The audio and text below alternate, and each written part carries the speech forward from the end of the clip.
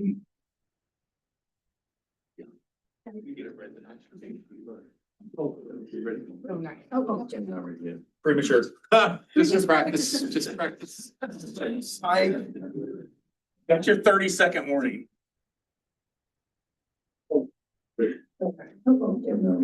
Premature. Just practice, just practice. It was good. That's your 30-second warning.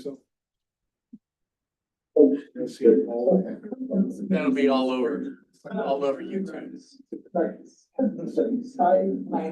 Good. That's your 30-second warning. Well, that's a replay again. That'll be all over.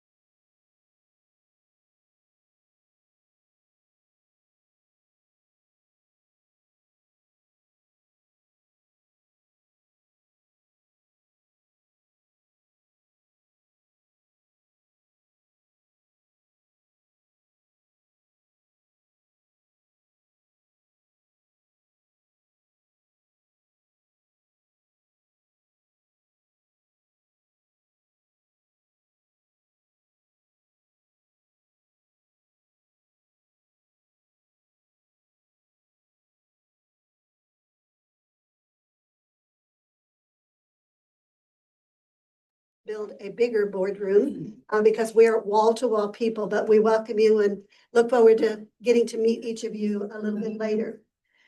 So in calling the meeting to order, I would like to have an approval of the agenda as presented. So moved. Your second. Second. All in favor, say aye. Aye. Pose same sign. Motion passes. At this time, we will do an oath of office for, we have a new trustee that is going to be joining us. So I'm going to ask Diane Simons if she will come to the front and we will administer her an oath of office. That's good enough. Yeah. So if you raise your right hand. I state your name. Diane Simon, Do solemnly swear do solemnly swear that I'm at least 21 years of age, that I'm at least 21 years of age, that I'm a citizen of the United States, that I am a citizen of the United States, a resident and taxpayer of the Community College District of Mid-Missouri, a resident and taxpayer of the Community College District of Mid-Missouri, that I will support the Constitution of the United States that I will support the Constitution of the United States and the state of Missouri, and the state of Missouri, and that I will abide by and uphold and that I will abide by and uphold the State Fair Community College Board of Trustees Code of Ethics, the State Fair Community College Board of Trustees Code of Ethics, and will faithfully demean myself in office. and will faithfully demean myself in office. Congratulations.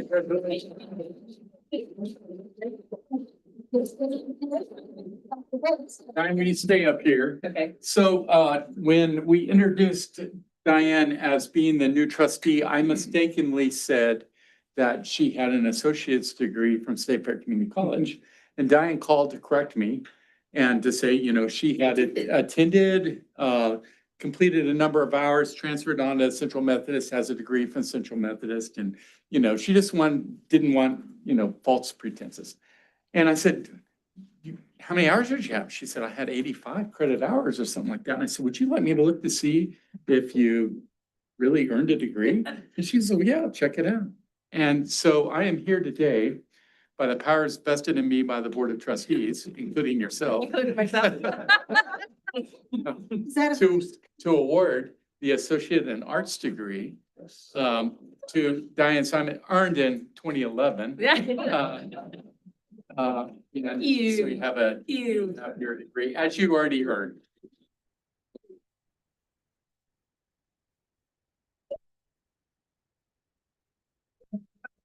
Well, a ceremony today. One of them is a your graduate. Oh, towards the streamers. I wasn't told to bring them. Well, we welcome you and look forward to, your expertise and the things you can bring to State Fair Community College.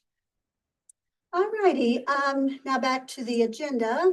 We have citizens' comments is next. So Lisa, do we have any citizens' comments? No, we have no comments. Okay. No room for any citizens. Next is the approval of the June 25th, 2026 board meeting minutes as published. I would entertain a motion to approve. Second. All in favor, say aye. Opposed, same sign. Motion passes.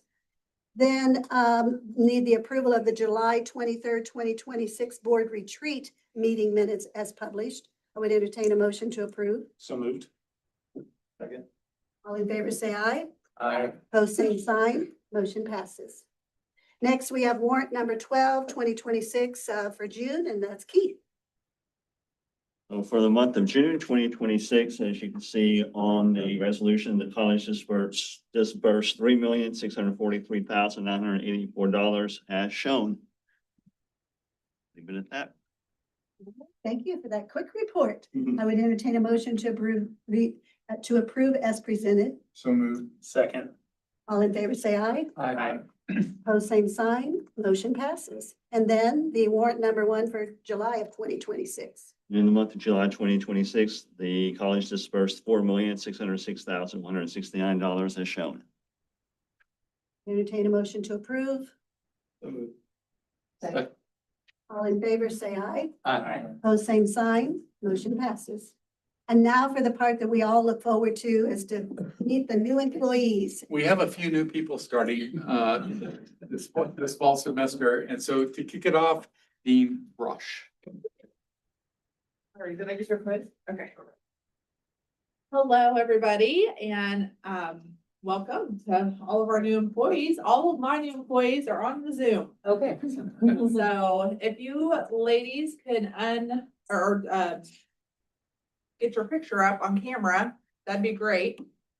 First I'll start with Quinn, and she is on screen right now. Quinn Gotch. So Quinn is joining us at our Clinton campus as the admissions and advisement coordinator for health sciences. So she'll be working with surge tech, medical assisting, practical nursing, and associate degree nursing. So she has learned a lot in the couple weeks that she's been at her post. She is an SFCC alum. She is married to her husband Bailey, who's a high school history teacher, and she loves crafting and reading and being cozy at home. So we are so excited to have her with us, and her smile just lights up every room. So we're excited for her. Also at Clinton campus, we've got Cassie. Cassie, if you unmute, your picture will come up front and center. Okay, how about that? There you are. Hi, Cassie. So Cassie is Hello. also an SFCC alum. She graduated from the State Fair Community College nursing program in 2015. And she is joining as a instructor for the ADN program, the ADN nursing program at our Clinton campus. She recently completed her bachelor's and looking forward to starting her master's degree in nursing next year. And she loves to camp and travel, and her and her husband are working on a bus conversion as a project at home. So welcome both Cassie and Quinn to our Clinton campus.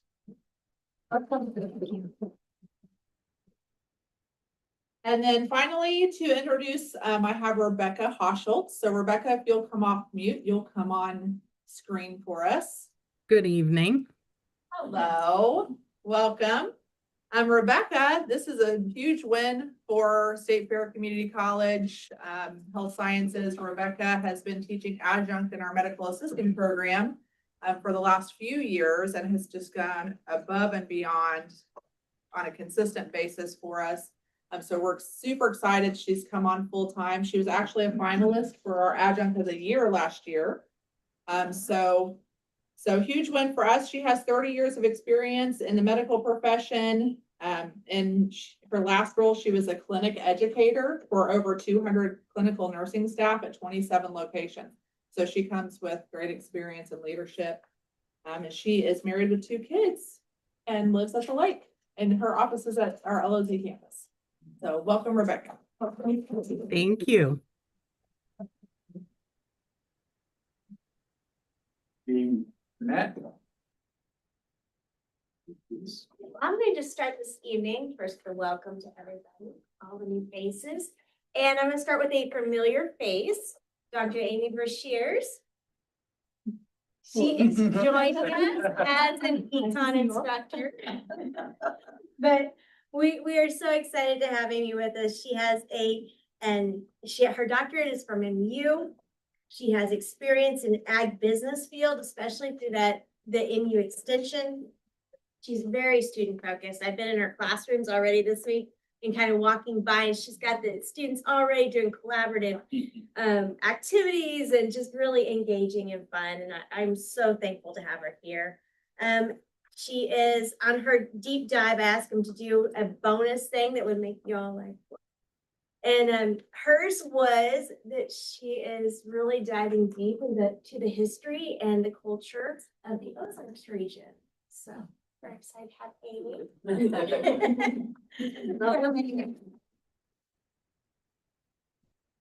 My next one is Kevin Green. I went alphabetically by last name. So Kevin is joining us from SMC Electrical, where he worked in automation for 31 years. He's worked with some of our industry partners, ConAgra, Tyson, Cargill. He's been married, get this, 45 years. He has 4 daughters, bless him. I only have 2. and 7 grandchildren. And he enjoys pheasant hunting, which I hear the pheasants are actually out in Kansas this year, that there's actually a crop of them, and there hasn't been for some time. Welcome to Kevin. Next, we have Angie Howard. Angie actually is an SFCC alum.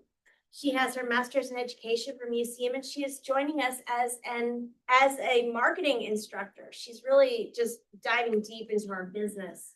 She taught Sedalia 200 for 16 years, so she has quite a bit of teaching experience, as well as being the owner of the Chill Cryotherapy and Wellness. Did I say that wrong? Cryotherapy. Cryotherapy.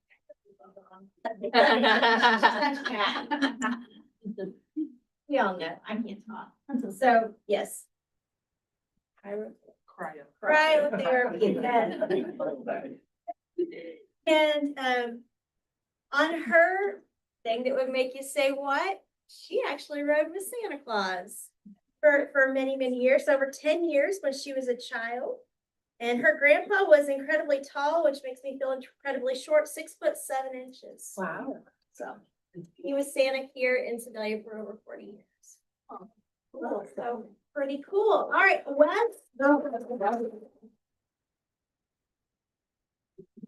Wes Register is our new technical math, technical science instructor. He is coming to us.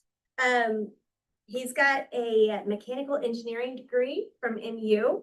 We're really excited about that. We're looking at all kinds of different partnerships through our engineering program, as well as through tech math and tech science. He has a great way of connecting with the students. I just love it. Been in classroom. Actually, all of our new instructors, I couldn't ask for better. I've been in all their classrooms this week, and it's been fantastic. He worked in power generation for nearly 4 years, and he just generally loves connecting with students and working with them.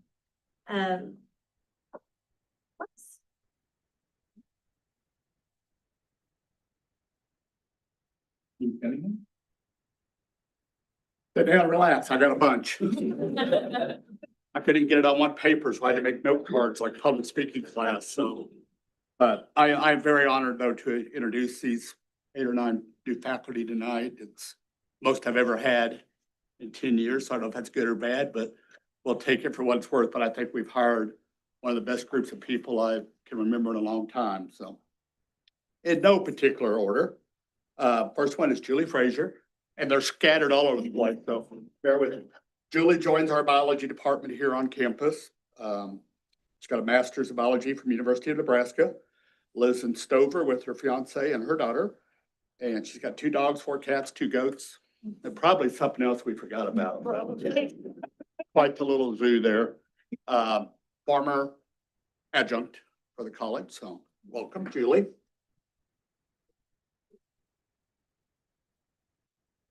Next is Mr. Trevor Belt in the back. He's with our theater department, replacing the longtime Tim Wells. Big shoes to fill, but he'll do well. Master of Fine Arts from Minnesota State University, is a State Fair alumni. Lives in Sedalia, just moved here. Previously taught at a college in Kansas, so we're glad to get him back.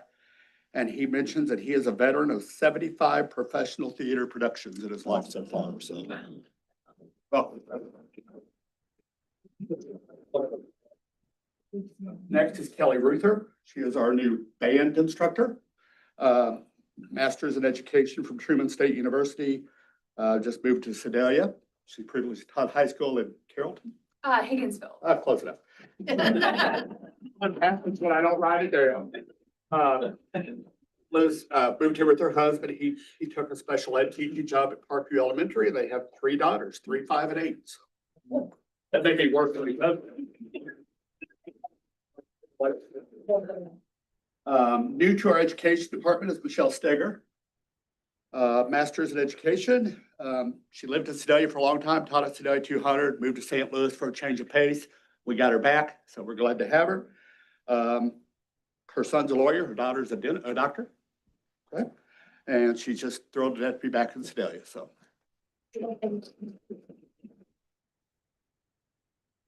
Number 5 is Mr. Sam Jones, Biology Department. We stole him from Sedalia 200 at the last minute. We appreciate him coming over. Master's from Missouri State University, lives in Sedalia with his wife and 2 children.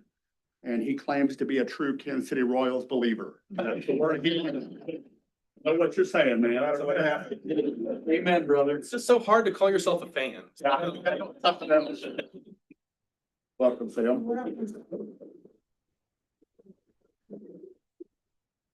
Next is Jenna Canfield, microbiology. She has a PhD in molecular microbiology from the University of, well, she will have her PhD in December. We're giving it credit for it now. Yeah, That's fine. I'll put in a good word. I asked her where she lives. She said today, Kansas City, Columbia. So I didn't ask any more questions there. So she's kind of commuting with us and filling in as she finishes her degree this semester. 2 younger siblings who are both nurses, and she would like to expand her studies more in the wildlife conservation area and explore some things there. So welcome.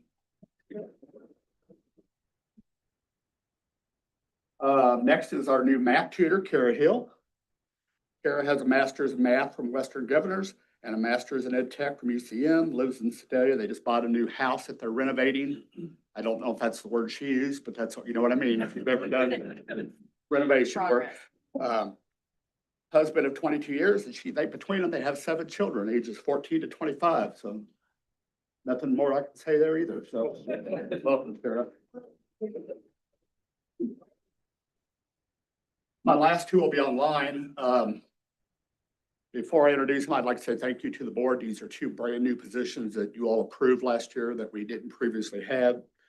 As a result of program review and some extra monies, we felt these were needed at the extended campuses. So first is Aubrey Binder. She's at Clinton in the English department. She's up in the court. Maybe say something, Aubrey. Hello. There you go. It triggers it that way. Master's in English Literature from UCM. She's taught for the last 18 years, also an adjunct. Lives in Warrensburg with her daughter, and she loves to be around horses. Glad to have her. And last but not least, at the Lake of the Ozark is Dr. Lacey Mays. Just say something, click the button. Unmute. Hello. There you go. There we go. She's teaching biology at the lake. She has her doctorate in chiropractic medicine from Cleveland University in Kansas City. She is an State Fair alumni, lives in Jeff City, married with 14 years with 2 sons. And her claim to fame is she has a mobile chiropractic practice. Say that 3 times fast. She travels around and tries to make people feel better. So Lacey, welcome. Thank you.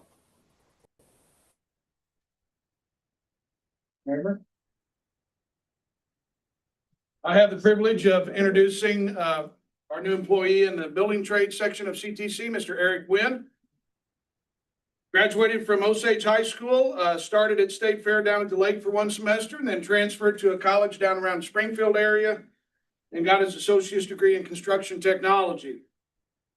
He's been in the construction field close to a decade, ranging from laborer to up to assistant superintendent to owning his own business.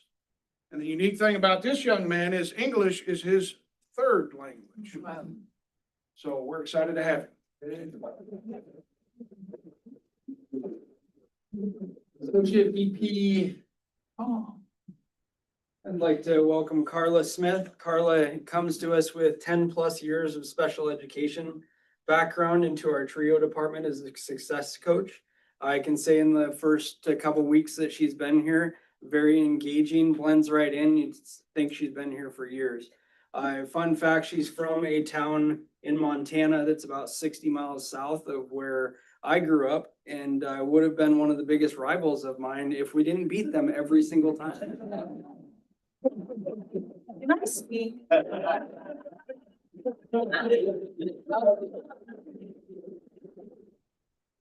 And last, I always mispronounce everyone's name, so I've asked Michelle to introduce some of the folks in the athletic department. Okay, come over here. I thought that 5 was a lot. I should have known that Jim would have more, so I didn't write too much about these people. But first I would like to thank you guys. Some of these are new positions as well. Some of them have been promoted from part-time to full-time, so we greatly appreciate your support in the athletic department. So with that, first, Sean Carolyn, he's from Tipperary, Ireland, which people that don't know, it's South Ireland. I didn't know that until about an hour ago. He went to UCM, he was a decathlete, and he just recently got married.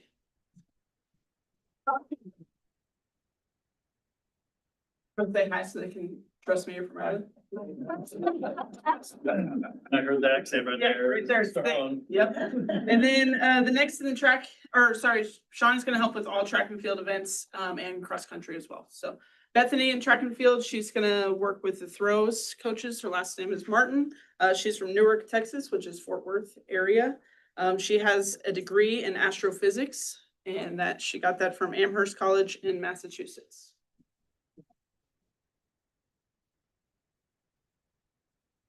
That's serious throwing when you have to study. Yeah. Astrophysics. She does not have a thick Texas accent. So. My brother was a college discus thrower, and he was a physicist as well, and that helped him with the release. Bethany is also one of the residence hall coordinators. So. Next for baseball, Bill Kane. He is from Oak Grove, Missouri. He is a State Fair Community College alumni. He played baseball here and then went on to Emporia State. Fun fact about Bill, he has 2 cats named Chuck and Cloud.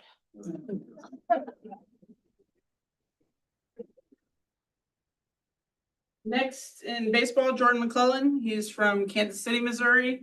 He is an assistant coach as well as Bill, and he also is a residence hall coordinator. He has his master's from St. Mary's after graduating from State Fair.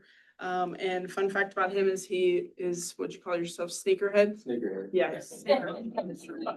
That's usually basketball coaches, but Jordan McClellan.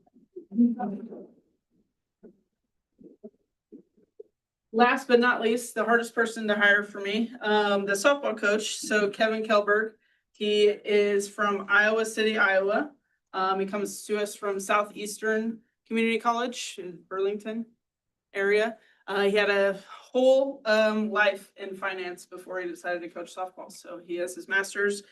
He has a family, 3 kids, Maddie, Reed, and Brooke. And he has a wife, Andrea, 2 dogs, Yogi from Yogi Berra and Reggie Jackson. So.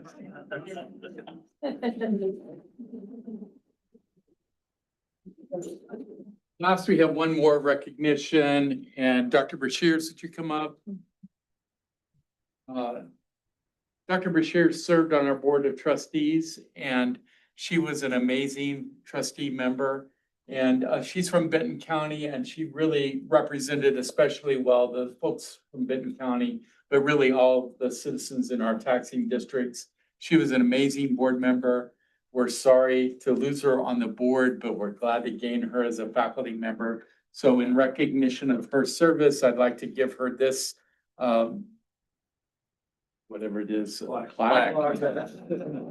That's why they don't let me speak. And it says in recognition of Dr. Amy Brashears for believing in our mission, offering invaluable support and leading our path to success, board member 2022 to 2026.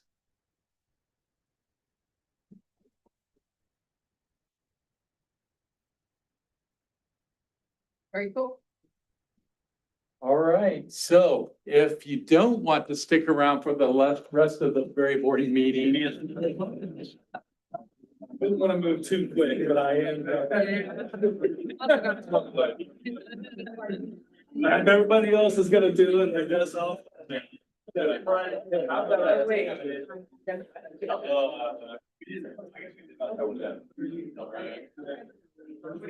So now there's plenty of seating for the rest of the remaining. Jim on. Mr. Lisa.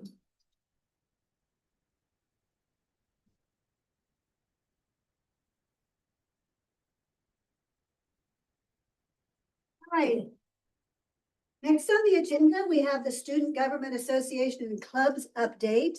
And looks like Leah is going to share some newbies. Leah is going to introduce our new student government officers. Yes, hi everyone. My name is Leah Mullen. I am the student engagement coordinator here. So I oversee student activities as well as clubs and orgs and student government. So I'll let 2 out of 3 of our officers introduce themselves. I'm Jacob Merritt. I'm the president of the Student Government Association and my major is computer and network administration. My name is Benedict Brown. I am the secretary for student government. The SGA is what I always call it. So like I always forget what it stands for. I'll be honest. And my major is nutrition. And then our vice president, Shane Wallace, couldn't join us tonight, but he is our vice president. So we had our first meeting yesterday for this semester and most of our clubs and orgs were able to join us. September 10th through the 13th. Us along with our vice president will be attending the American Student Government Association. You had me guessing what it was called for a second. Association conference in Boston. So they'll have the ability to connect with other student governments across the country, network and get to know them. And then September 16th, we'll be attending the MCCA Student Leadership Institute in Jefferson City for the day. And so it'll be a mix of SGA as well as clubs and orgs and other student leaders on campus. It's been a very busy week. We have our last event of week 1 tomorrow, and then next week is full of events as well. And then they will be working on their community project for the semester also. Welcome to student government, the leadership, both outstanding young men. I know them both, so. Thank you. Before Leah goes, sorry to put you on the spot. I have to say this while you're in the room. I saw the Facebook post the other bingo night. How many students did you have? 170. And I will say at this point, all of my events have passed 100 students, which The engagement is fantastic. So kudos to you guys.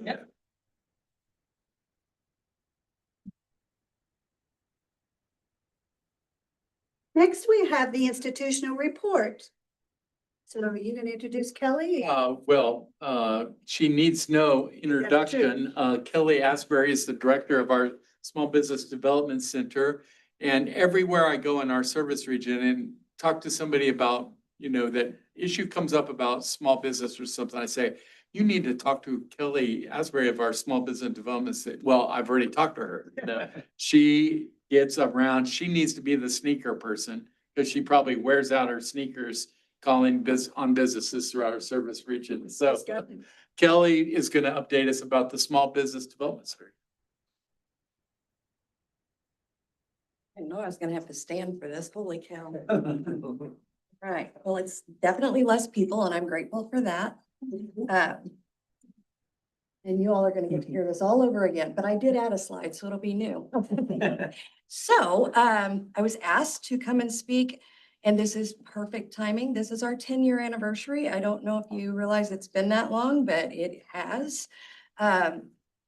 Special, invitation to you, if you wouldn't mind jotting down September 18th. It's on your calendars. It's on your calendars. Excellent. Yeah. We welcome you to come and celebrate with us. Gonna have breakfast that morning. We'll have some special speakers. But really just a time to enjoy the things that we have done over the last 10 years. And we're gonna follow that up with a pitch competition. We have partnered with AWS and InClouds to provide a pitch competition, and the prize they're giving away is 50,000 in services through AWS. So it's a big deal. We're excited to be part of that. So anyway, and you may or may not see a very similar presentation that day, but anyway, whoops, it's not working, Lisa. Okay, all right, we can do that. So you would think I would learn how to work a mouse before, yeah. No, I'm good. We're good. Yeah, I'm fine. I'm fine. So, some are aware, some are not. We are a grant-funded program. We're a non-revenue generating unit, so to speak. So just to kind of share a little bit about how we're funded, the biggest piece obviously comes from the U.S. Small Business Administration, or the SBA. That funnels into Missouri through MU Extension, who then subcontracts out and looks for fantastic hosts like State Fair Community College to match the funds. So that the conglomerate, the total funds are how we do what we do. We are housed within the Learning Force, which is a natural fit. Honestly, it is. We are able to really provide business services, support, training, all the things from the entrepreneur, I've got an idea, all the way up through manufacturing. So we are a great fit within that unit. I wasn't this nervous for ELT. I wasn't. You're fine. Relax. You just don't see my knees right now. So I did want to bring this slide in. I was asked to bring it in. I should have done it before. We are Region 10. So when I say we are, I'm talking about the Missouri SBDC, which you can see slightly offsets what State Fair Community College, the region that State Fair covers. We work that out very, very well. We've got great relationships with the SBDCs in the regions that our unit doesn't serve. It's taken us a little bit to get the understanding that why doesn't Kelly come to Boonville? Well, because we've got people that do that. So we've got a good relationship working on that now. So we are able to cover all the region that State Fair covers and more. And more. Yes, we picked up more, which is great too. So these are some of the stats over the last 10 years that our unit, myself and Paige Jones, have been able to put together. However, I'm going to show you shortly that it's not just the two of us. I don't have to read the screen to you. Those are significant numbers for no bigger than we are and no longer than we've been around. So pretty excited about those. The team, as I mentioned, Paige Jones came on 4 years ago. Thank goodness. Thank you so much for your support in that. She's been a huge help. She's made a great headway over at the Lake of the Ozarks region. So she covers, use your words, Kelly, Camden, Laclede, which we picked up, Morgan and Hickory counties, and any other counties that I need her to, but that really is her focus area because it's over there and I'm over here, and it works out very well. She is from that area and serves it very, very well. She's a big proponent of State Fair Community College, sharing all the things, the great things that we have going on here, as well as what she does for SBDC. We are the face of the SBDC, but you need to know how significant those other people are on that list. They are the support staff, and they help us make things happen. So Jeff Tackett, He is, and I will also say their activities, their time, some of their time is allocated towards our grant. So that also helps provide some cash match on the grant. Jeff is a huge support whenever it comes to training supports. I mean, any trainings that we touch, he has his hands in it. Carla Childers also has her hands in it. So anything you see, they are behind the scenes working it. Hannah Hartung, she is a huge budget support for me. So she helps put together all the documents that I have to send in with the grant. And she is a key in helping me put all that together and keep it all together. And I should mention Amy, the one that keeps us all together. These are a few of the awards over the last 10 years that we've been honored to get. Rookie of the Year, Paige and I both have been blessed to get that. That probably out of all of those awards is my most prideful, because they're given to us by our peers. We're voted by our peers on that. So those are big wins for us. Missouri State Star, I was fortunate enough to get that in 2019, again, voted by my peers. We've been the most innovative center in the state of Missouri right after COVID. We shifted and we shifted fast, and that is largely due to the support that we've had at State Fair. I think we were among the first to go Zoom. We had things going on here that not everybody else shifted as fast as we did, so that's a big plug for us. And then the top 5 rankings, on the top there, it says top 5 overall performing center. Actually in 25, we were in the top 3. That was last year, so that was exciting. We hit awards every year, and it's not our intention to hit awards. We just love what we do, and we do what we do, and we're pretty good at it. And apparently it shows. So we're pretty excited about that. These are my favorite things, honestly, is finding ways that we can provide value to State Fair Community College for the support that you give us. The digital marketing that we've done with Renee Anthony, we are just entering our 11th semester providing so what that means is we partner with Renee every semester for digital marketing. We provide a business owner to one student. So it's a 1-to-1. As the students are learning, they're connecting weekly for 16 weeks with a business owner and teaching them essentially what they're learning. They're running analytics. They're helping them with their SEO. They're looking at their social media, making suggestions based on what they're learning. Which fits very well into our strategic plan, the work, learn, thrive, right? So we have had 100, and now that number's wrong because we got 3 more students this week, including this semester students. We have 194 students that we've been able to touch with this program, which I think is a significant number. Anyway, pretty excited about that. We look to hopefully keep that moving forward, even though Renee may or not be with us much longer. So we'll figure that piece out, and we're looking for other opportunities. I can say that there's conversations with other instructors to have something else. I don't want to say too much too soon because that always bites me in the hiney. Anyway, we'll have other activities going to where we can also have students doing before they leave college. Oh goodness, let's see here. Looking at my notes. Classroom outreach. So we are consistently invited in to speak to intro to business classes. I appreciate that. It gives us an opportunity to just share what we do. Usually end up with some great conversations, some students that have it in the back of their mind that they may want to start a business. They may or may not want to after I leave the room because we usually have some pretty good conversations. We've had several students come in and as well as faculty and staff to help them start side hustles. I would love to tell you more. Everything we do is confidential, so I can't say who.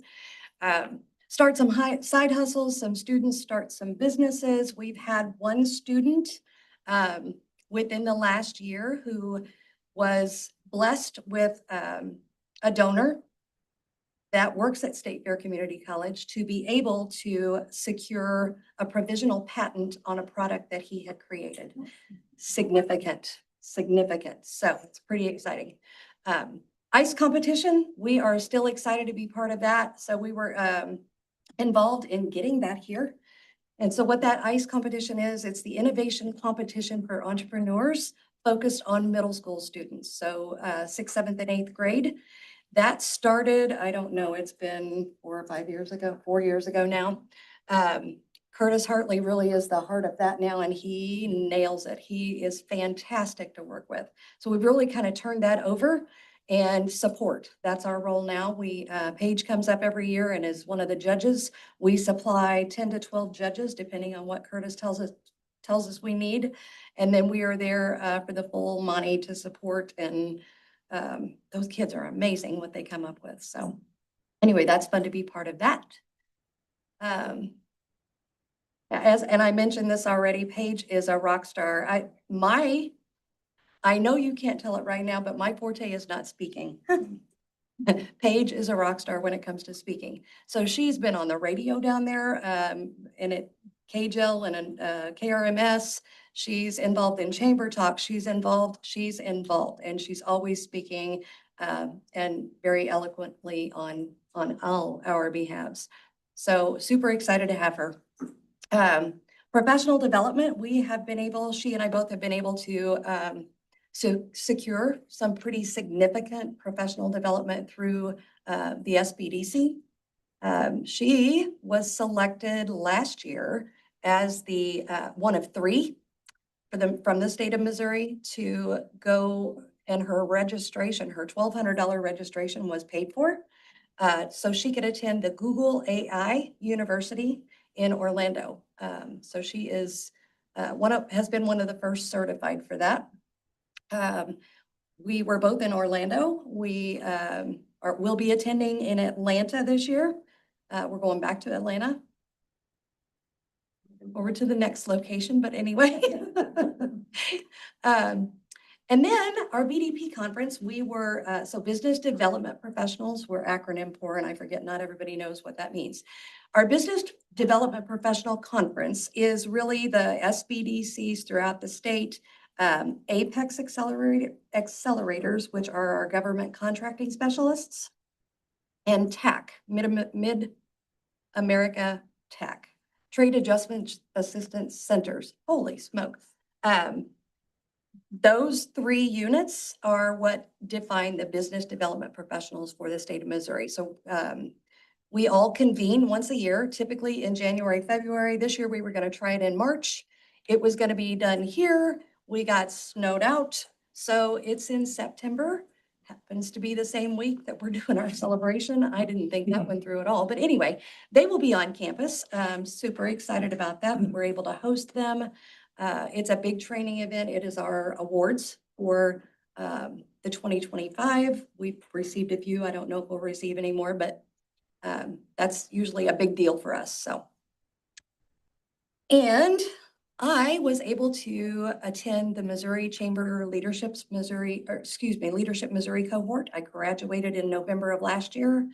I was selected the only one in Missouri to attend the America's SBDC Leadership Training. That began at conference last year, training event, because we don't use the C word anymore. That was the training event last year in Orlando. It began then. I graduated, I guess, in July of this year. But I was also able to go to Washington, D.C. to hang out with the associate state directors and the state directors for America's SBDC in February. Actually, I guess I was out there at the same time you all were, and I didn't even know it.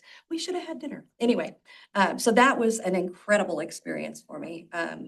Really great to learn from a higher level what that looks like as a state and not just the 13 county region that we serve. So, all right. Sorry, folks, this is taking a little longer. Building regional partnerships, we are heavily involved in all of our regions. Johnson County Economic Development Corporation, Tracy Brantner, is a part-time, I should back up. Tracy is serving that role right now. They match $15,000 every year for us to provide SBDC consulting in Johnson County. So in other words, they've got Johnson County. They pay somebody typically to do that, and that's huge for us. And they're also very involved. Tracy sits on our advisory committee for the SBDC, Missouri SBDC. So it's a wonderful partnership with them.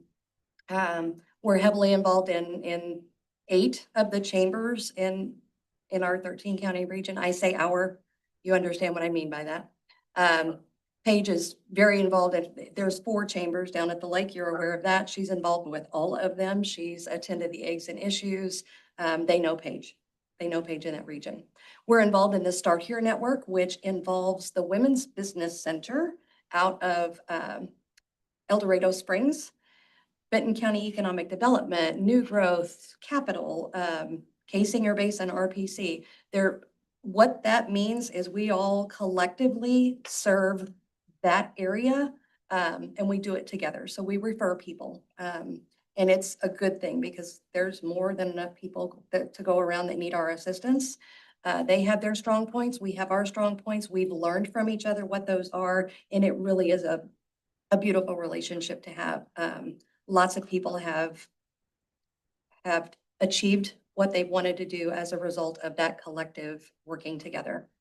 I sit on the SEDS committee for Pioneer Trails, the Economic Vitality Committee for Downtown Sedalia, as well as I am a United We ambassador. These are just a couple of quotes. I thought I would throw those in for fun. These are actually both Paige Jones clients, just to show you how incredibly happy they are with her. You probably have access to these slides. I'm moving on. All right, so Dr. Bates, if you don't mind passing those out. I've got a little ask of you. As I mentioned, we cost money. We cost state fair money. We cost federal money, obviously, and we are in I believe, year 5 of stagnant funding federally. So what does that mean? It ends up costing more on the other side to continue to do what we do. So we are asking for your help in advocacy. I've passed out a form as a tool for you because our numbers tell a big story. I am told, I've not done my own homework on this, but I'm told from my state director that we are a line item. Missouri SBDC is on, what did I do there? Did I do that? We're a line item on the state budget. However, there have been no appropriations to that for many, many years. So if you are talking to state legislators, it's imperative at this point that we get back on the appropriations for that. So if you have any pull there, we would very much appreciate that. Any local funding, so cities, counties, if you have friends or acquaintances there that you're able to discuss, perhaps some, and I am looking for regular money. Honestly, we're looking for something that's consistent that offsets what state fair is having to put in. And it's not a one and done. Donations are great. We'll take them, but we need the consistent every year money. So that's what we're looking for. And of course, any private or philanthropic type money, y'all are well connected. You're involved in the communities. So this tool right here, I'm hoping will help with the story. Over the 10 years, that 1.81 million total SBDC investment, I can tell you federally, that's just, and I mean a smidge over $1 million. That means 800 and some odd thousand from state fair. That's what that 1.8 million is. But with that money, that 1.8 million, for every dollar that was invested, our clients have had increased sales at $62.60 per client. That's huge. That's tax revenue, right? Increased sales of 113.5 million in the region. Those are increased tax dollars, revenue dollars. So our money's going, it's well spent. The 63 million, these are capital loans that our clients have received over the last 10 years. So every dollar that's been invested is $34.74 per client. And if you want to average it out that way, the national average is about $22. We're well above that. So we're doing significant, important, big things in the region that we serve. I just wanted this to be a tool for you if you're having those conversations. Because I'm not real sure that they know the impacts that we have in the region, and it's big. So really, the key takeaway is down at the bottom there, and I'm open for questions. I didn't mention the 27,473 jobs that were created or retained as a result of our help. So that's all I've got. Any questions for Kelly or? Fantastic job. Thank you. Thank you. Appreciate your support very much.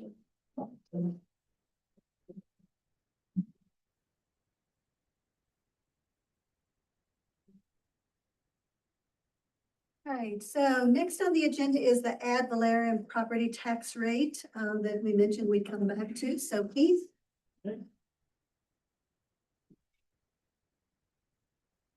So it's recommended the Board of Trustees set the ad valorem property tax rate for 2026 at permissible amount of 0.3993 for $100 of assessed valuation.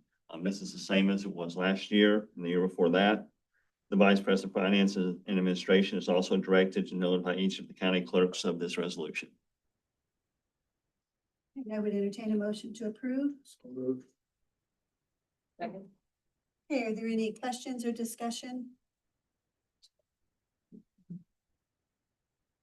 All in favor, say aye. Aye. Opposed, same sign.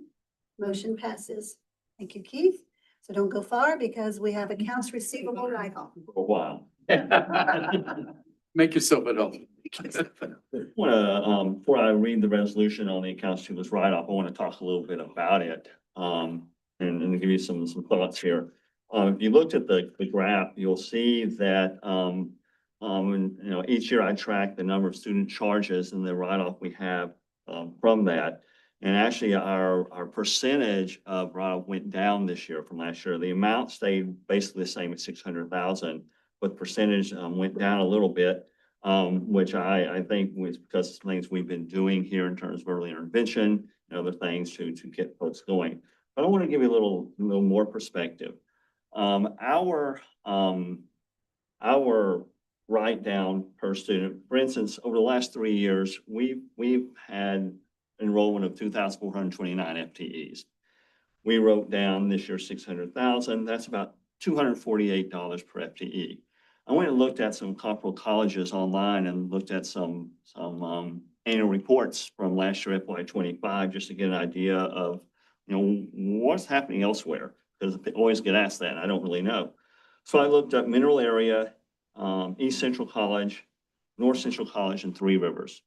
Mineral Area has 1,716 FTEs, East Central 1,698, North Central 1,234, and Three Rivers 1,954.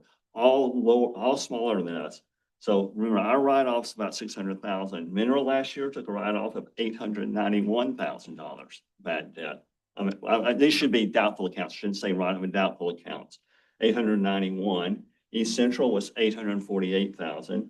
North Central, small North Central, was 680,000, and Three Rivers was 817,000. So our cost per FTE is about 248. Minerals was 520 per FTE. East Central 501 per FTE. North Central 551 FTE, all double our cost per FTE. And Three Rivers a little better at 419. So give you some perspective on how we're doing and collecting the money that does, not get paid. Seem to be doing, it's 4 data points, but 4 data points in, representative colleges, I think. So just some perspective on what that number looks like. Because sometimes numbers, just a number it's hard to judge anything about it. So I think we're doing some things right here to do that. So with that said, before you get there, what are some of the things that we do to collect on that debt? This is an exercise that we do because it's required in our audit for us to do it every year. It doesn't mean we're gonna quit trying to. The debts don't go away. We still, but for accounting, generally accepted accounting principles, at the end of 1 year, we're required to basically use as a doubtful account, from a just a accounting standpoint. We still continue to collect the debt. And we do, you know, sometimes people get something in and we don't go to extremes. For instance, we don't take people to court or anything like that. One of the things we've recently started doing that's worked out very, very well for us, and I think it's reflecting itself here. We're in the second year of a program we're doing with one of our vendors associated with Lucian called ECSI. And they have what I'll call an early intervention program. It's not debt collection, but it's basically when we get about 8 weeks into a semester, we send them basically all of our outstanding debt at that point, that semester. And it's a lot. It starts off in the millions. And they charge us a flat rate. And they basically just call them or get in touch with them, whether it's email, text, but get in touch with them. They have a very good set and just basically say, hey, see, you haven't paid. We'd like, you know, if you need a payment plan, we're glad to set you up. If you'd like to just go ahead and pay. But that I think we've seen some uptick, people saying, honestly, maybe they forgot. Maybe the kid didn't bother to give mom and dad the actual bill, which, you know, gee, imagine that. Those types of things. So that's helped out. I will say the income tax situation staying the way it is helps us. We are, like all colleges, are part of the debt offset program in the state of Missouri. So that if you have a income tax refund from the state of Missouri and you owe debt to a state agency, i.e. a college, we can intercept that. And we were not in it we did not get in it when the first community colleges did about 15 years ago. And my first 2 years, I fought to get into it. And finally, about 3 years ago, they let us in. And that's been helpful as well. And then I think we also, even within the business office, we try to reach out to people. And then final, we do send to collections. But and we starting to send a little bit earlier, but we don't go the other route, like I said, of being too forceful. And one last thing, so this may be students that don't pay their tuition, or it may be students that are in the residence hall and don't pay their residence hall, or students that receive federal financial aid and they don't fulfill the requirements of the federal government and their financial aid. And they owe the money back, and the federal government requires us to pay the money back and then collect from the student. So that too increases our amount accounts receivable. So yeah, students have to stay a certain amount of time to keep their money, but they keep it anyway. And yes, the government sends us a bill for what they didn't give back. So anyway, with that in mind, it's recommended the Board of Trustees authorize the Vice President of Finance Administration to write off $598,373.86, which is 2.52% of our uncollected balances for the fiscal year 2026. Would entertain a motion to approve. So moved. Is there a second? second, Have any further questions or discussion? All in favor, say aye. Aye. Opposed, same sign. Motion passes. Now, insurance coverages. I'll summarize these. Basically, our three primary insurance coverages we have every year are our commercial insurance, which is our property and casualty, auto and professional liability. We have our workers' comp, and then we have athletic insurance for athletes that get injured. So commercial insurance is this year, the amount will be $544,326. Workers comp this year is going to be $94,714. And athletic insurance is going to be $93,411. So I'll summarize this by recommending the Board of Trustees approve of FY27 insurance coverages as listed below and talked about here. They have all been accounted for in the FY27 budget. All right, I would entertain a motion to approve. So moved. Any questions or discussion? All in favor, say aye. Aye. Opposed, same sign. Motion passes. Now, maintenance and repairs. Few maintenance repairs items here. that we'll summarize for you and then ask for your approval on or discussion of any of them if you so want to discuss any of them. First is the Hecker Chiller, trustee Carr. Hecker Chiller. I didn't break see. Anyway, that will be actually, we had a very, very hot day, several hot days earlier in the year, so we actually went ahead and did this one. So this is not a request, it's a tell you we did it because it was hotter than whatever we had to do it. So, so that payment was for $47,820.33 to Dakin TMI Kansas City. Done through they're in a purchasing cooperative, so we get the cooperative rates, which satisfies the bidding process for continued repairs to the Hecker Chilling Tower. And then two others we're asking for approval to move forward on. One is we mentioned this in our retreat, the Stopica roof as our primary need this year. We have taken that. We actually talked to 3 companies. We're asking you to accept a proposal from Weatherproof Technologies, otherwise known as Trimco, Vision Trimco. They also have a cooperative purchasing agreement state, but that will be 152,755.44, which I thought we actually thought it would be a little bit more than that. And then lastly, as part of the when we put in the esports arena, one of the things we wanted to do was to give our students access to the building 24/7. So we're going to be switching out the MPC West doors to a system where they can enter it with their ID card. Doors there, one, they're not in good shape, plus we need to get them that they can be part of that. So, right, and you'll see there were multiple bids in there, anywhere from $30,000 to $60,000. Discussed it with Justin Davis, our director of facilities, and he felt there was really no difference in the functioning of the doors. We don't need high security or that. So anyway, we recommend that we take the 31066 bid for those doors. So basically, I ask for your approval on each of these or discussion of each of these. And if there are any contracts that need to be signed, that I'd be authorized to execute and sign any of the required documents. Entertain a motion to approve. So moved. Second. Any questions or discussion? All in favor, say aye.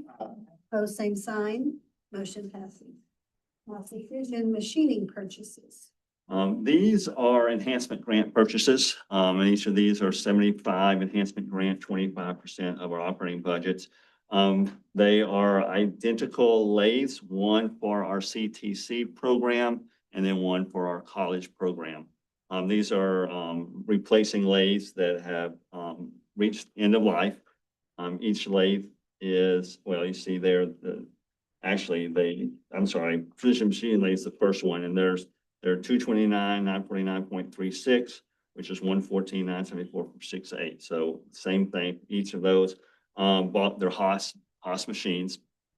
Second one is for our precision machining program for the college, a surface grinder. It's a purchase of $73,350. It's from a company called Hartwood, distributors Hartwood out of St. Louis. It also is a 75-25 technology enhancement grant in operating budget. Like your approval on each of these for the purchase of the items shown there. Entertain a motion to approve. So moved. Or your second? Second. Any questions or discussion? What do we do with the ones that? We will probably surplus them to, I think one time a couple of years ago we did, and we sold them to, I think, Clinton's CTC program. For them it was an upgrade, and we'll go on the open market and get the best we can. Or if there's a situation like Clinton where we have a sending school that could use them for their program, we really like doing that too. The state encourage us to help other schools out, but we'll put them on the open market and we'll get an okay price for them. They're several years old. All in favor, say aye. Aye. Opposed, same sign. Motion passes. Now, athletic team transportation services. one of our more costlier parts of our athletic programming growing every year as we continue to add more sports and more student athletes is the cost of getting them from point A to point B. And I looked at last year, we took, I think it's we took 95 charter trips last year. It cost us $464,000. We started looking around what we can do. There's not a lot of people who are in that business. The main ones around here are Aero Stage Lines and Doc and Norm out of Columbia. We talked to each of them. Doc and Norm has the University of Missouri charter. They were not particularly interested in us.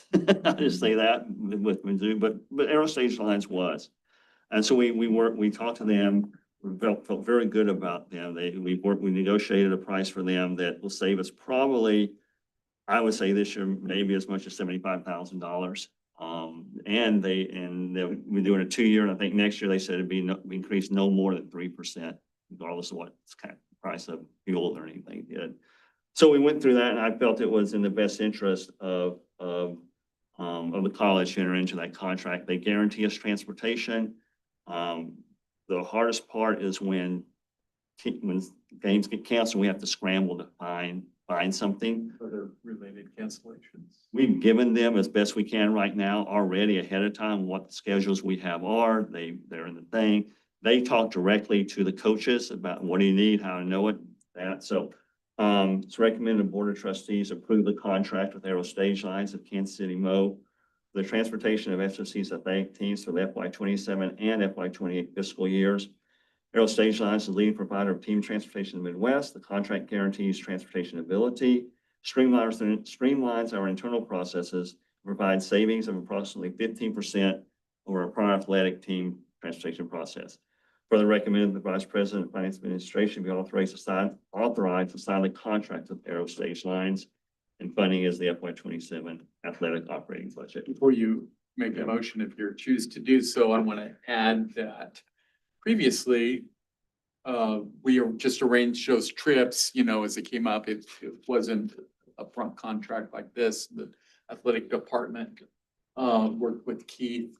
The coaches did their schedules early, so their entire schedule was done in advance. Then we could put in a spreadsheet and analyze the amount of miles and everything. That gave Keith the information for analysis and negotiations, and it helped to create this. So I appreciate their work, and also Christine Brown in the facilities department helped with that. I just wanted to recognize them.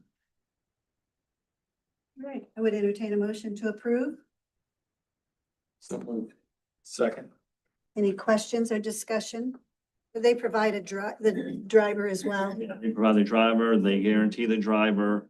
I'm gonna tell you this, I was very pleased with the professionalism of them. By the way, they were the chosen provider for the World Cup for the teams that played in Kansas City.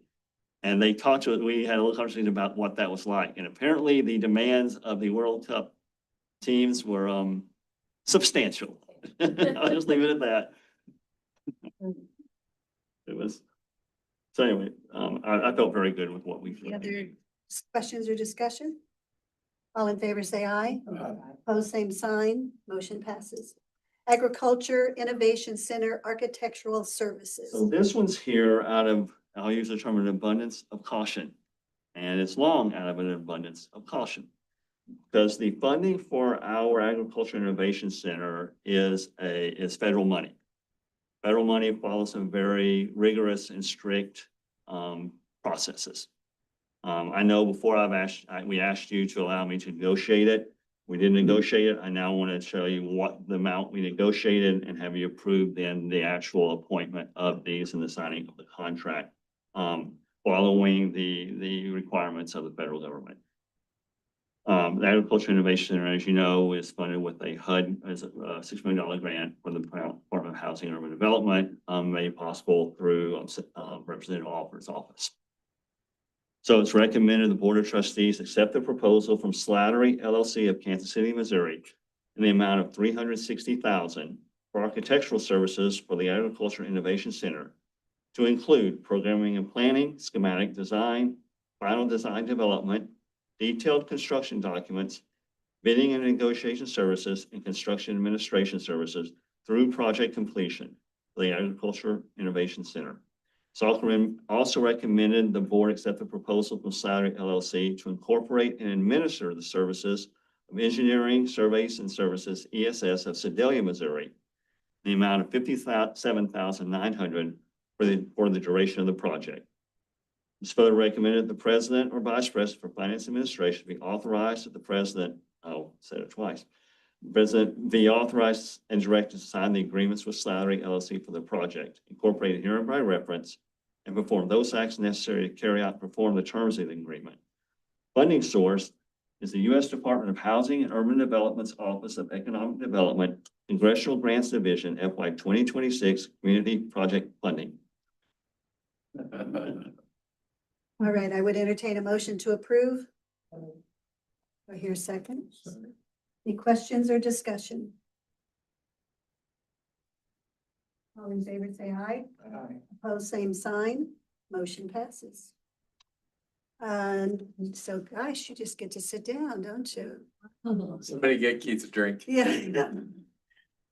Legislative advocacy, and this is just informational purposes, Dr. Well, Bates. that's discussion. It's the time of year that the board needs to discuss its advocacy topics to be included in the upcoming year. Advocacy is an important part of the board's role. And so that it be local advocacy, state advocacy, federal advocacy. And to kind of set the stage of where we're going, typically we have one or more advocacy events where we invite in legislators and other officials to talk about what's important to State Fair Community College. And this year we have 2 events scheduled, and we'll get this information out to you, but tentatively November 18th in Jefferson City, 10 to 12. November 18th in Jefferson City, 10 to 12, and December 7th in Sedalia, 1 to 3. And this year, Jolynn is facilitating those events. They occur soon after, as we could, after the election, because many of our legislators are in the election this year for re-election or open seats.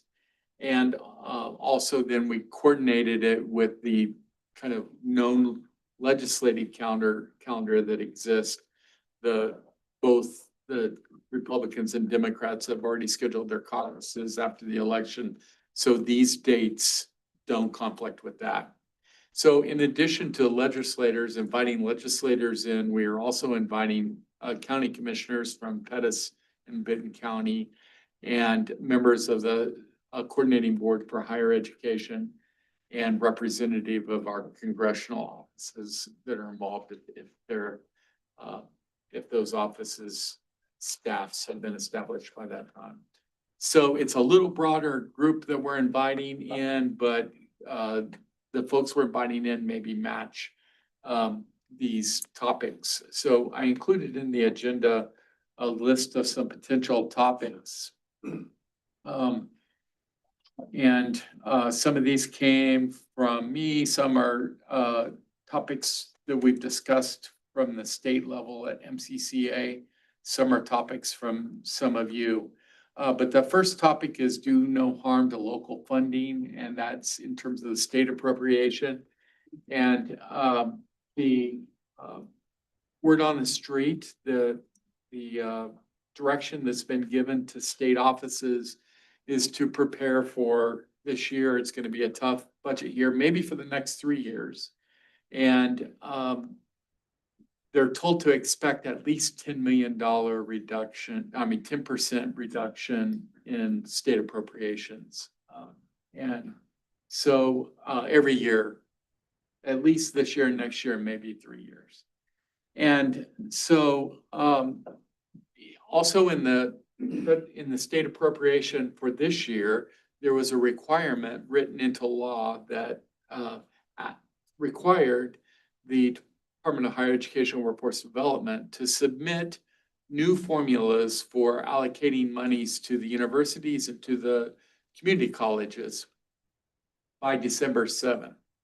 And so community colleges are a little unique. State law allows the community college formula to be established by MCCA or by DUDE. So we're kind of waiting to see, we're working on a formula from MCCA. Presidents and chancellors met here on campus yesterday and had our second meeting on that issue to develop a formula. And I think I put it attached to a draft of that in the agenda. Which would be a kind of a performance-based funding model. And that funding model, should there not be any cut in appropriation from the state, would result in, I think, about $59,000 new money for us based on our performance. And so today there was a conference call with the Commissioner of Higher Education for community college presidents and chancellors, and the commissioner unveiled the state's formula. And they, yesterday, they met with the universities and unveiled that formula, and today the state formula. And it results in about the same amount for the State Fair Community College, a small increase.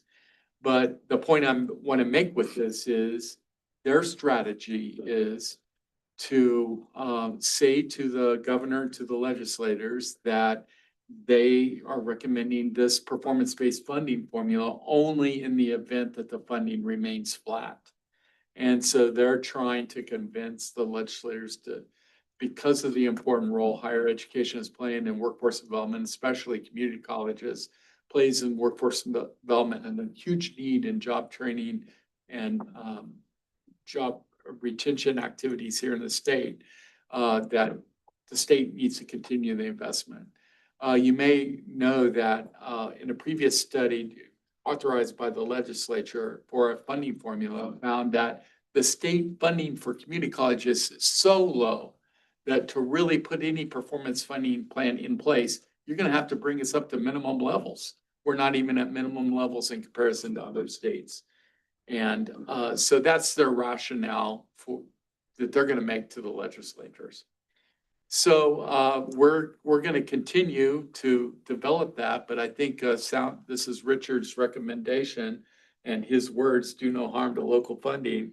I think that if our funding remained flat, that would be a huge win for us. Huge win. We are in our early budget discussions, we're assuming the 10% decrease.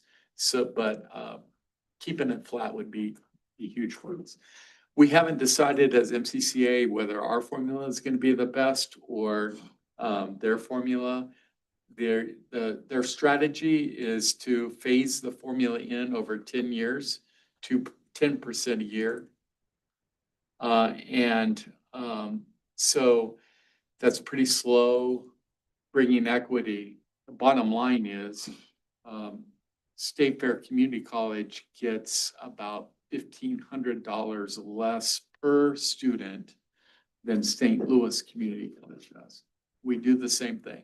Our students should be receiving the same level of state allocation as St. Louis does. That's an important thing. Continued A+ funding is always on our list from a state level. That A+ program is so important for us. And I think I showed you at a previous meeting, our students really rely on that A+. We do a better job in applying that A+ funding to our students than most other colleges. And then fast track funding, it's a great program that provides training to older adults over the age of 25. But the problem with us, it has income ceilings that make it so if you have any kind of job, you can't qualify for this program. And so the proposal last year was to raise that ceiling from 50,000 per individual, no, raise that ceiling to $50,000 per individual, $100,000 per family. I posed to the president's chancellors a wild idea that, got some support, but maybe is impossible to get past. But I would like to see the income restrictions totally removed from Fast Track, make it a true workforce training program. Then any business, any person could qualify for training, because we know how much needed training is going to be for our future workforce as we get retirements and we try to replace those people, and we get displacement due to AI. So those Fast Track is on there. There's some suggestion the state has not consistently budgeted maintenance and repair dollars for community college. And we know we have a huge maintenance and repair bottom line, $60 million or something like that. So that's on the list. Some kind of workforce training program to support our mission. Support for outcomes accountability. This is probably not, maybe something we talk about, but Missouri lags way behind other states in providing data about the success of graduates, income levels and things like that. So the State Board of Workforce Development, the Department of Workforce Development, trying to think of a nice way to say it. There's a lot of opportunity for improvement there. And they really probably need staffing. They've done it in the past. The staff have been eliminated. We need to know the success of our graduates. They have the data. We need to get that data from them. That's the bottom line. The SBDC, I asked Kelly to give this report today about the SBDC. We, as she said, invest about $100,000 a year for that SBDC to keep it going. There's return to our communities on that dollars. But the SBDC used to be, it has a line item in the Department of Economic Development, but that line item has been zeroed out for the last several years. And so we could advocate for putting money into that line item budget. And I plan to also ask for support from our county governments, thus asking the county government to come to these meetings and to other organizations like Chambers of Commerce and things like that. And then finally, our expansion activities in Jefferson City. We have been requested by industry to expand our training in advanced manufacturing. There's opportunities in health science expansion. We have a site there at Lincoln, but there's opportunities to grow that area. And so talking to our legislators, especially those in Jefferson City at that meeting, about that opportunity for that to be pivotal for us. At the federal level, SBDC, the Farm Bill still hasn't passed. And usually in the past several years, Diane, especially, the Farm Bill contains no funds for community colleges for training in agriculture. It contains a lot of money for universities. And so we have joined groups, including the American Association, the ACCT, to advocate for the Community College Job Training Act in the Farm Bill. And that was approved in the Senate side of the budget, but not in the House side of the budget at this point in time. So it's still a possibility. We need to advocate for that. Last year, we advocated for AEL at the federal level. There's also a need to advocate. I have A+ on there. I should just say Pell. But Pell impacts our A+ funding because students have to take the Pell first. And then, so if the Pell's cut, state of Missouri is going to have to pay more for A+. And then Jefferson City advocacy at the federal level. So those are the things on the list. I'm going to quit talking. what do you guys think your priorities are? What are other things that are left off this list that you would like to add? Well, one of the things of the do no harm was also to monitor any property tax legislation in Jefferson City. And I know a couple of the big proponents of elimination of property tax, were term limited. So I don't know if they'll be the same. That'd be a question for Brian, is to sort of get a gauge on, what's to be anticipated. And Brian is the executive director, president of the Missouri Community College Association. To see if that is something that's going to be circulating, or if the time has passed on that. For a 2-hour meeting, we have too many topics.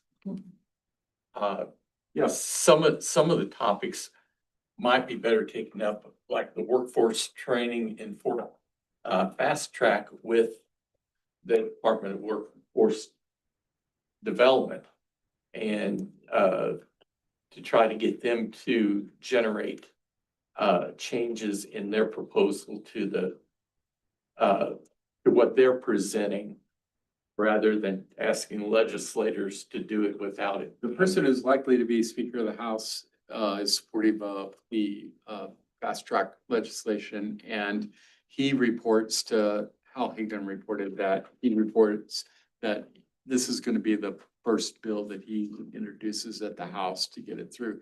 It was passed by the House and it was too late to get it through the Senate.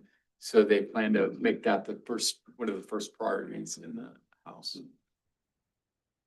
I also think that the state legislators need to know the coordination between Pell Grants and A+ funding. I don't know that they'll be aware of that, especially with all the new legislators, first-time legislators coming on. And so the state of Missouri does have quite an interest in getting maintaining Pell funding and even increasing Pell Grant funding, because if Pell Grant funding goes up at the federal level, then it eases the demands on the state budget, and contrary, vice versa, if Pell isn't raised at the federal level. But I think the Pell A+ needs to definitely be done. A couple of weeks ago, Dr. Bates in his Friday letter shared an article about the return on investment of funds invested in higher education, and had the numbers. And actually, as you read that article, you see that the impact in the return on investment in community colleges is probably higher for the states than in the 4-year realm, for a couple of basic, very simple reasons. In that 98% of our students are in state, and I don't think any 4-year institution comes close to that. And and so there's no drain, and we're not educating folks to go somewhere else to get jobs. We're educating them to get jobs in Missouri. And so the return on investment, and then the outreach of probably the highest impacting change, that many of the students who go to the 4-year institutions, they're going to go there no matter what. but, our enrollment is really sensitive towards accessibility issues. And those are also the folks who, if they don't get the higher education, are most at risk of not having sustainable wage jobs, which will put a more potential burden on the state of Missouri. So those are my ideas. Other thoughts? Well, there's too many to be approaching our legislators because they, I agree with that. So I'm not sure everything is needed. But how do we Well, and you know, prioritize? some of these are all important things. It's not all for that agenda, but there's stuff we put in the pocket when there are opportunities to advocate for certain issues with certain people. We do that, so. And MCCA has not made any listing of their priorities yet. Level funding, A+, fast track.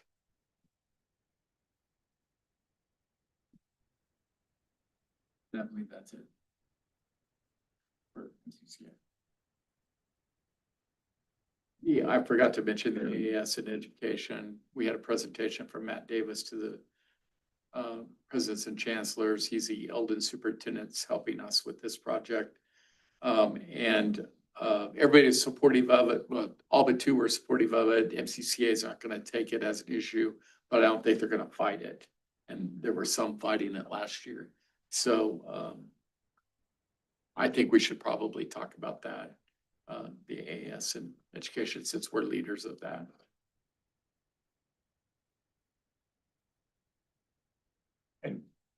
And for Diane, the AAS are you familiar with that? No, I'm assuming it's a new program. I mean, It's teachers it's were a two-year certification or to obtain a teaching certificate combined with 2 years of mentoring in the classroom. So you have a provisional certificate and then a permanent certificate issued after the 2 years in the classroom. Critical teacher shortage, get people in the classrooms quicker without classroom, college debt.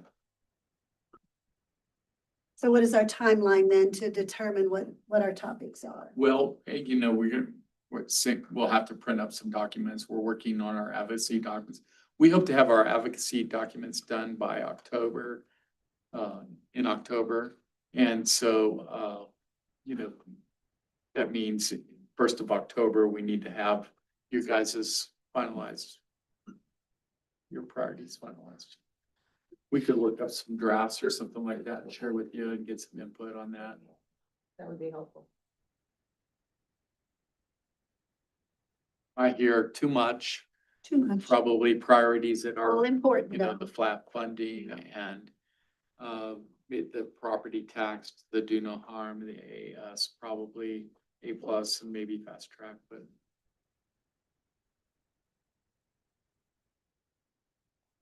on the federal side, SBDC, since it's a federal funded program, the Farm Bill. I think it's good to explore that. Maybe I didn't realize it was supposed to be a line item.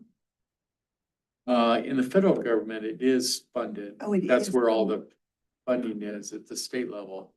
But I think it's gonna be a tall task to get money added to a new line item or a restore funding in a line item this year. When the state is hurting so much. Yeah, yes. And we won't know until the first week in November what's going to be the playing field in It's true. Washington. And then some local- Because there's a high potential to expect nothing ever to be passed in Washington for the next 2 years. Well, and also, you know, still our congressional district's maybe a little bit up in up in the air or, so if it's a new person that's elected to our congressional district or Jefferson City, or it could be the same, new people usually don't do congressional directed spending their first year, so because they can't get it together. So that would impact it. If it's a returning person, we could ask for funding for Jefferson City, probably expansion.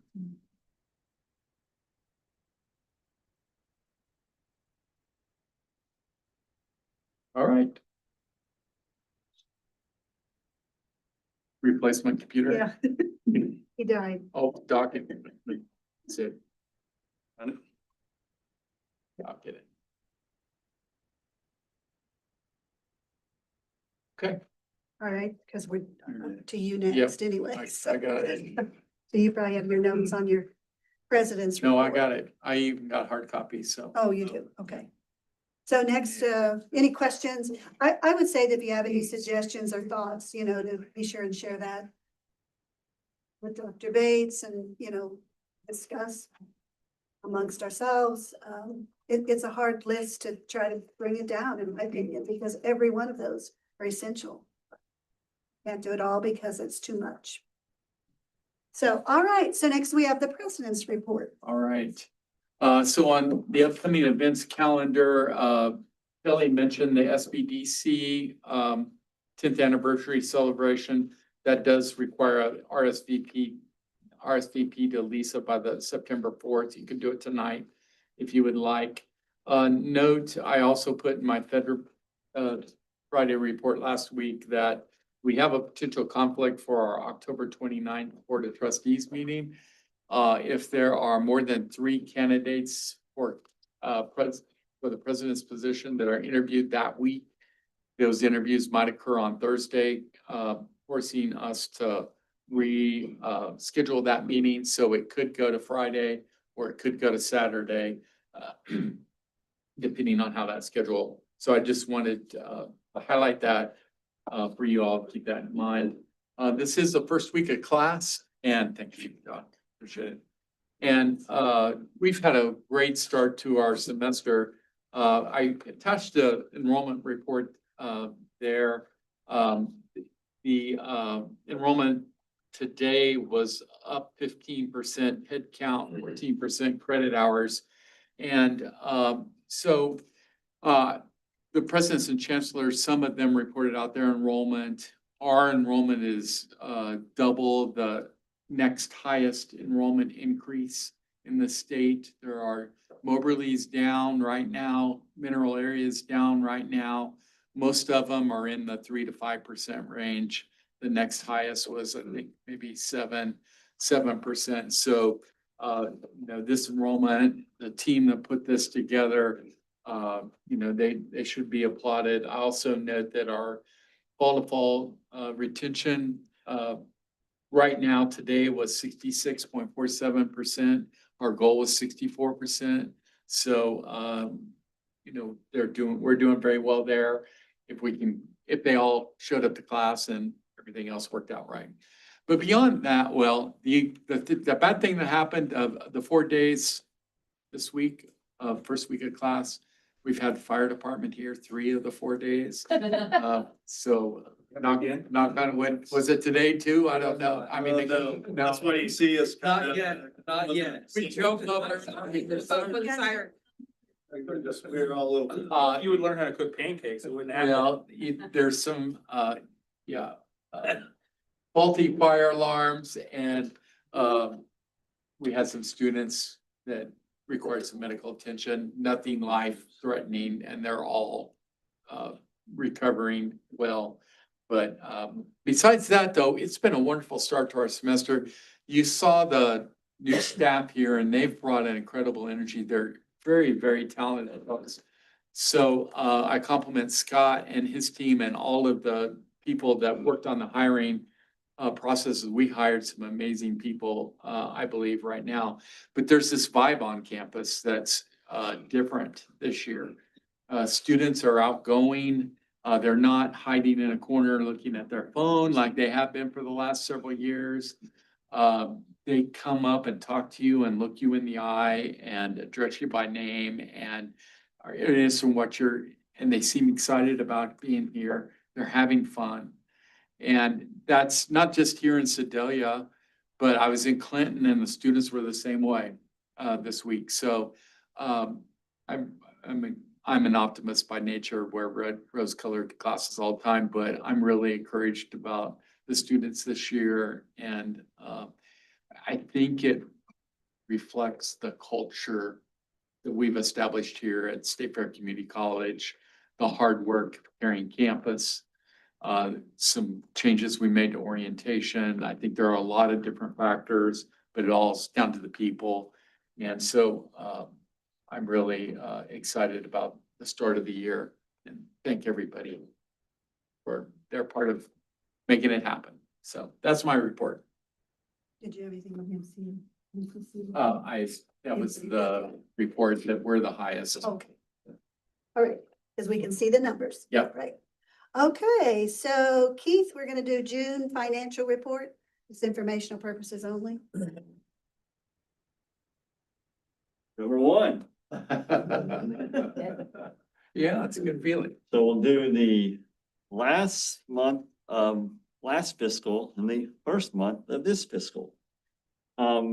I sent all of you a brief description of asked by Nan, but of what goes in each area, and I think that helps you understand. I did fail to include one item that's actually really important in student services. The athletics also go in student services. So you can add that to that list. And that's obviously a fairly big part of what's in there is athletics. So just thought I'd put that oversight back in there. So the month of June, the financial report, full 12 months here. So you can see that our revenues, overall revenues were up about 6.4% of our budget. Each item, except for private gifts, which is really the lowest one, each item was up in terms of that. So overall, a very, very strong year. And because of that, as you know, throughout the year, we ended up doing some additional budget authority throughout the year to the tune of about $1.4 million or so. I forget, maybe a little more than that. That's reflected a lot of that below. You'll see there that our income was up 6.4%. Our expenses were up 4.2%. So that differential of 2% was to our good. But we did a number of things at the end of the year, last quarter, to help out this year's budget. Overall, you'll see that our general revenues over expenses were about $1 million higher than we projected and continue to grow. So overall, I would say, and obviously we're a month even after this. But overall, FY 26 was a strong year financially, as we have been having the last few years. So that continues, and I think I see no reason it won't continue this year, as you'll see in the next report. Any questions on this before I go to the investment report? So next is the June investment report, quarterly investment report. You'll see that on that, as you know, we've got about $5 million in various maturities in CDs and treasury notes. First ones start maturing next year. We bought them in 2022, 23, 24, when rates were a little lower. Have not bought any recently for a variety of reasons. One, we need the cash. We've spent one thing I will say about 2026, we spent a lot of cash. Just show up there. We bought $2 million worth of land. We paid for a fair amount of construction in the athletic fields, and some of the other build outs we've done around campus, be it for the esports or be it for a few other things that we've been doing. So we've used cash, and based on the rates that everybody assumed by now our interest rates would be lower. Now they're wondering if they'll go higher. So just stay where we are. So you'll see but overall we had about $11 million in cash and investments at that point in time at the end of June on that. So, and then, gotta go to, where am I? expenses over between 10 and 25 that don't require board approval, but do require board reporting. CNE, we had some old concrete laying around back by the maintenance shed. CNE, we got them to move it, get rid of it for us because it was just needed to be gone. MPC for the, we speak about the air conditioning. The other one we have to repair about every 6 months, it feels like, is the MPC ridge cap. We think we finally fixed it this time, but we said that before. And we've had some rain since then. I don't think it leaked on our new floor. So that's good. So that's in there. And then Misty, is this Goosen Electric something for your guys' this stuff, the Connect laser voltage? Yes, our new laser plasma cutters did not have the right voltage in our welding shop, so we had to rewire quite a bit to make it where they would work. Good, I thought that was it. Mine. Okay, good. So that's that. So let's move on to July. I looked through here and I gotta find my right piece of paper now. First month of the quarter. First month of the quarter, I watch very carefully what our tuition and fees are. Of everything that's really one I watch. Everything else, I don't really watch too much because, and particularly expenses, the first quarter of every year is heavy cash outflow. We pay a ton of insurance. We pay for a ton of all of our Canvas and all of our various software programs. I mean, it's just, every time I turn around, we're going through, but then it basically lasts the whole year. And it takes and timing's different every year. So always kind of wait to the end of the first quarter and say, okay, where did the first quarter look at and go from there? Tuition and fees, I like to see those, 41% of budget. You'll see here it's 43% of budget, which goes hand in hand with Dr. Bates said of we're ahead of where we thought we'd be. So I feel very good about that number. Everything else, you'll see state appropriations, they're exactly the same as last year. So they at least did pay us what they paid us last year. Till it shows up in the bank, sometimes you wonder, but it did. And everything else is pretty straightforward. Our investment income will be down probably a little this year, but they'll probably still be okay. And then on the expenses, you'll see there we're about $1 million ahead of where we were last year. Most of that comes from our insurance. We paid it in July this year. Last year, I think we paid it in August. So that all even itself out. So nothing's nothing there. And yet, even with that, our revenues over expenditures are still higher than last year at this time. So I think we're looking good first for the 1 month into it. And then July board reporting, gotta find the right piece of paper. Still aren't doing Huh? There was some Schiller's auto video equipment we bought, Reinhold. We had the EIC, you may not know, somebody else may not know what the Energy Innovation Center is. It is a building we own that is out by the landfill. It is actually leased to GFL right now. And it took a direct lightning hit on the transformer, whatever goes into the building, and fried it. So we fixed it. And that was $26,000.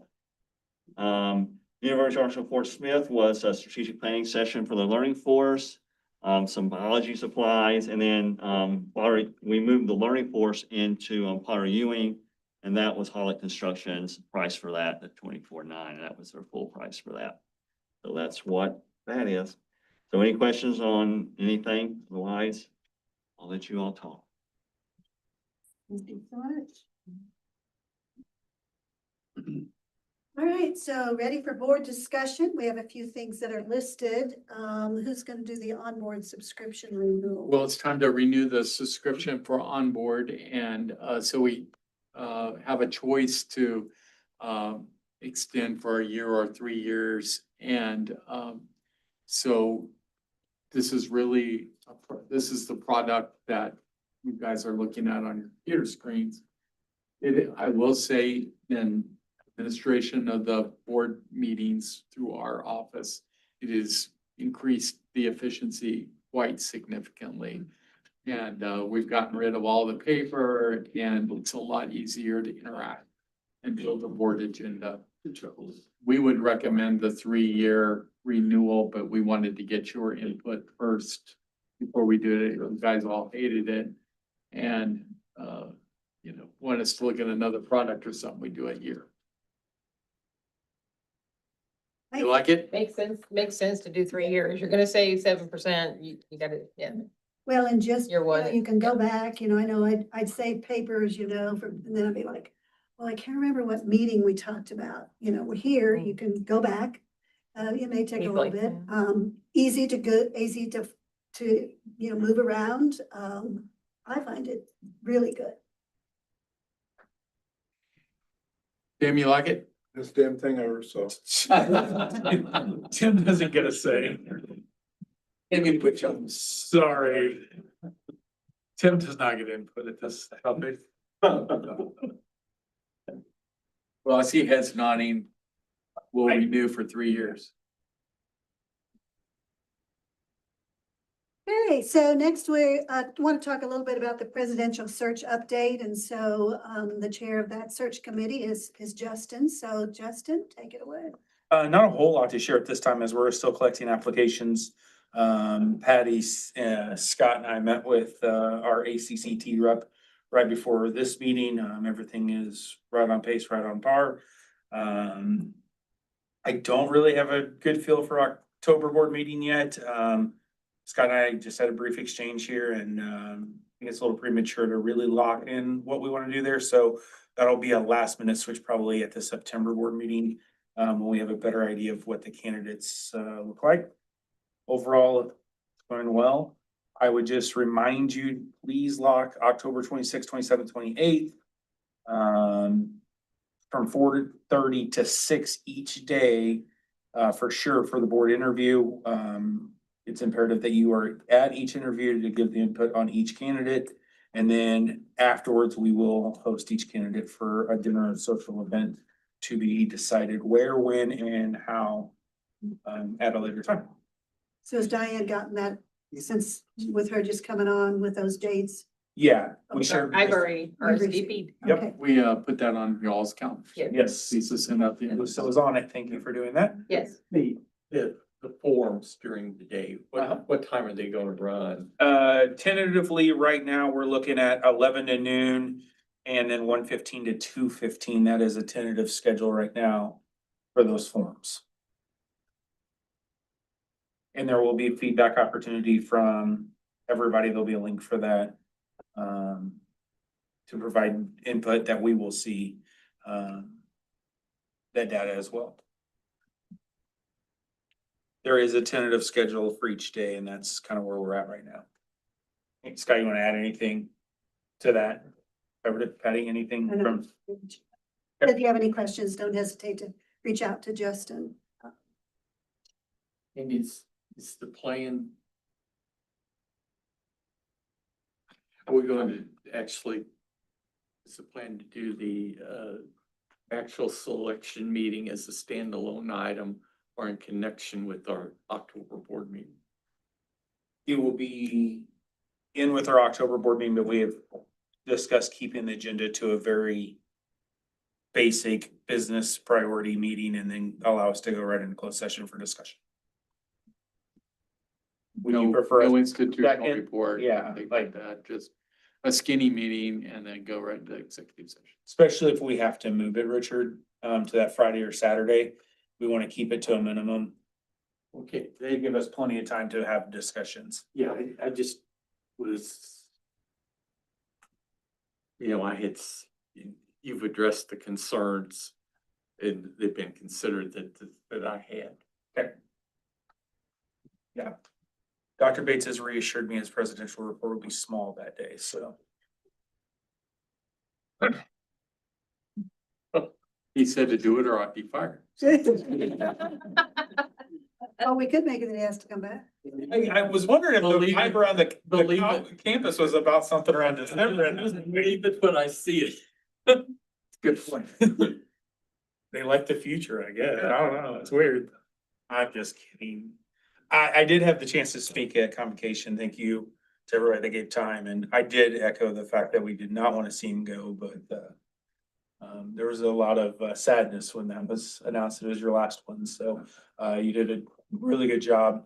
Darcy, great job on your presentation as well, and it was impressive how many people show up to a first one and not quite as many to the second session.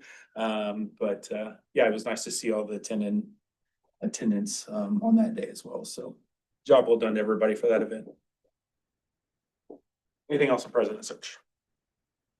I kind of do. I attended my first meeting today of the foundation as the new liaison. And felt I should just pass on a point of concern that was mentioned. Yeah. That especially given the big shoes to fill, the point was brought that, the timing of it seems, with him leaving in December but that there might be, should be some buffer where the new president and Dr. Bates could work together for a while. Maybe they shadow him. I don't know how that works into our timeline or if it already does. But it was encouraged and emphasized. Yes, I think that is something that we had initially talked about, but I will make a note of that. There may be some overlap. It just all depends on the candidate's availability to start on that, but that is a good point. I shared with Patty, I think after new president arrives, we need a retreat. To sort of an onboarding retreat. And to just to be able to schedule that relatively soon. After the new president's takes office. Do we need to wait for that appointment we could schedule that at any point between now and. Yeah.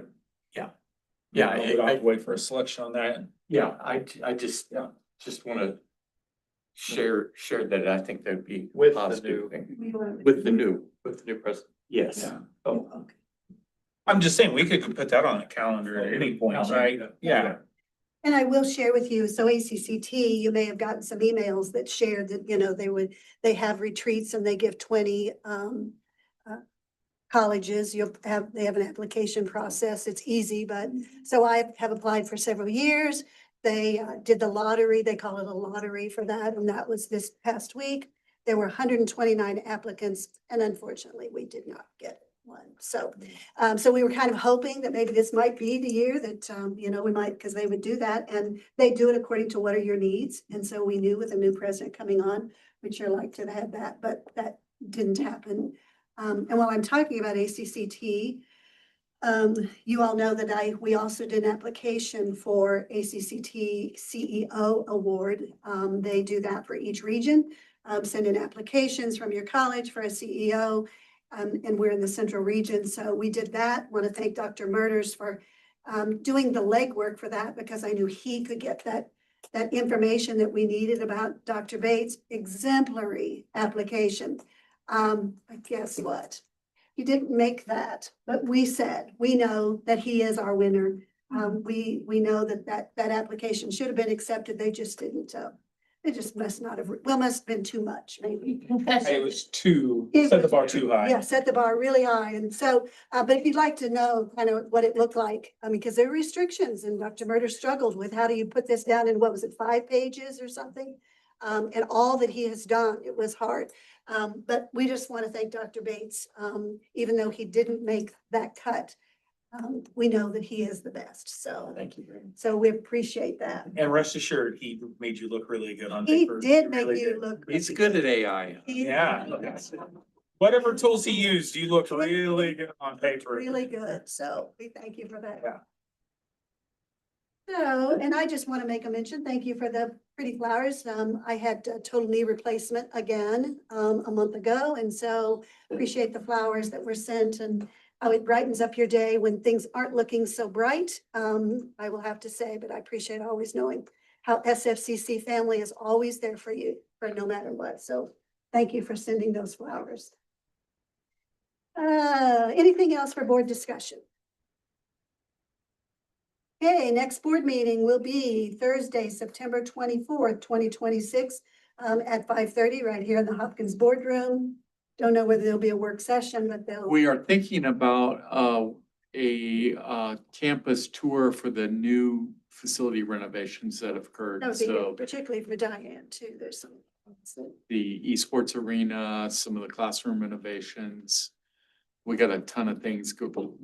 Is this where you put us on the bus and you drive us around? I was thinking about that, yeah. Oh, Yeah. it was see, scary. I don't know. Better walk. I don't know if Patty can walk it yet. We may need- It's not- A wheelchair. I went to the fair 3 times, so You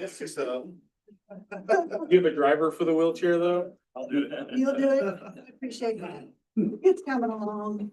Just have to, you know, keep going, push forward. That's right. All right, so there is nothing else on the agenda except for the request for closed session. So after we go out of closed session, we will then just be adjourning the meeting. So I would entertain a motion to request to go into closed session for legal actions, cause of action, or litigation pursuant to RSMO section 610.0211. Lease purchase or sale of real estate pursuant to RSMO section 610.0212. And hiring, firing, disciplining, or promotion of personnel pursuant to RSMO section 610.0213. So moved. Second. Okay, and then we do a roll call. Kim Carr, Yes. Justin Hubbs. Yes. Jeff Page. Yes. Richard Parker. Yes. Diane Simon. Yes. Trisha Wood. Yes, yes. Oh. So thank you all. Let's see if we have Keith Stang, Dr. Murder.